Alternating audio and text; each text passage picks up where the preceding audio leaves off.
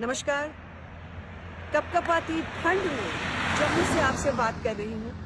अब से थोड़ी ही देर में मैं श्री राहुल गांधी जी के साथ भारत जोड़ो यात्रा में शामिल होने जा रही हूँ। एक व्यक्ति, एक पार्टी, कुछ चंद लोग से कई बड़े जज्बे के साथ ये यात्रा आगे बढ़ी। ये जो जज्बा है ये इस यात्रा के साथ चला है, इसको इसने आगे लेके गया है और इतनी कामयाबी पर लाके खड़ा कर दिया है और आगे ही चलते जा रहा है। और उस जज्बे का नाम है भारतीयता।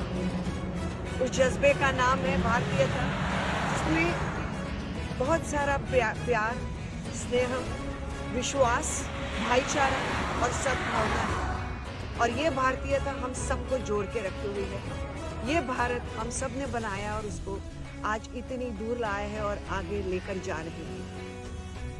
कहीं ना कहीं मुझे लगता है कि दुनिया जो है वो प्रेम और सद्भावना पर चलती है, डर और नफरत पे नहीं चलती। मेरे लिए इस यात्रा का मूल्य राजनीतिक से ज्यादा सामाजिक है।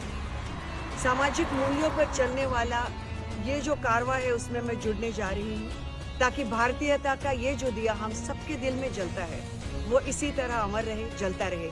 जय भारत, जय हिंद।